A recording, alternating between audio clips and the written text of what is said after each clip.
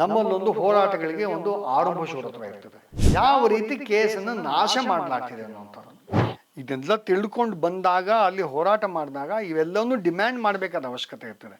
ಏಕೆಂತಂದರೆ ನಮ್ಮಲ್ಲಿ ಅವನು ಅರೆಸ್ಟ್ ಮಾಡಿ ಅನ್ನೋಂಥದ್ದು ಒಂದೇ ಬಿಟ್ಟು ನಾನು ಮಾತಾಡಬೇಕಾದ್ರೆ ತುಂಬ ಒಂದು ಸ್ಪಷ್ಟವಾಗಿ ಮೊನ್ನೆ ನಾನು ಹೇಳಿದ್ದೆ. ಅದು ನಮ್ಮಲ್ಲೊಂದು ಹೋರಾಟಗಳಿಗೆ ಒಂದು ಆರಂಭ ಶೂರತ್ವ ಇರ್ತದೆ.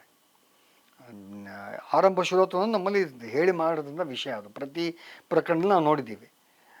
ಅತ್ಯಂತ ಜೋರಾಗಿರುವಂಥ ಒಂದು ಹೋರಾಟ ಇರ್ತದೆ. ಅಲ್ಲಿ ಜನ ಬರ್ತಾರೆ, ಮೀಟಿಂಗ್ ಆಗುತ್ತೆ, ಚರ್ಚೆ ಆಗುತ್ತೆ, ಡಿಮ್ಯಾಂಡ್ಗಳಾಗುತ್ತೆ, ಎಲ್ಲ ಆಗುತ್ತೆ. ಅದಾದ ನಂತರ 1.5 ವರ್ಷದ ನಂತರ ಕೇಸ್ ಪ್ರಕರಣ ಕೋರ್ಟಿಗೆ ಬರುತ್ತೆ. ಅಲ್ಲಿ ತನಕ ಕೋರ್ಟಿಗೆ ಬರಲ್ಲ ಪ್ರಕರಣ. ಅಷ್ಟೊತ್ತಿಗೆ ಜನ ಮರೆತಿರ್ತಾರೆ ವಿಷಯವನ್ನು.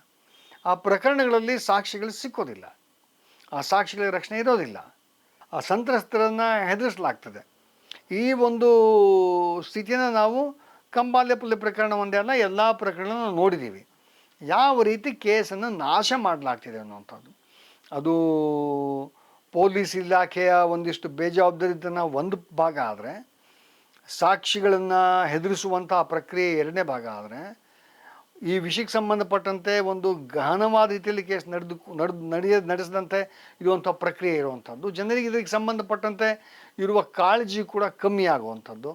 ಇಂಥದ್ದು ನಾವು ಸರ್ವೇ ಸಾಮಾನ್ಯ ಈ ಪ್ರಕರಣಗಳನ್ನ ನೋಡಿದ್ದೀವಿ. ನಾಗಲಾಪಲ್ಲಿ ಪ್ರಕರಣ ಆಗಿರಲಿ, ಬಿಜಾಪುರದ ಪ್ರಕರಣ ಆಗಿರಲಿ, ಕಂಬಾಲೆಪಲ್ಲಿ ಪ್ರಕರಣ ಆಗಿರಲಿ, ಕರ್ನಾಟಕದ ಉದ್ದಕ್ಕಲಕ್ಕೂ ಕಳೆದ ದಶಕಗಳಲ್ಲಿ ನಾವು ನೋಡಿದಂಥ ಪ್ರಕರಣಗಳೆಲ್ಲದರಲ್ಲೂ ಕೂಡ ಇದೇ ರೀತಿಯಾಗಿ ನಡೆದು ಆರೋಪಿಗಳು ಮುಕ್ತರಾಗಿದ್ದಾರೆ.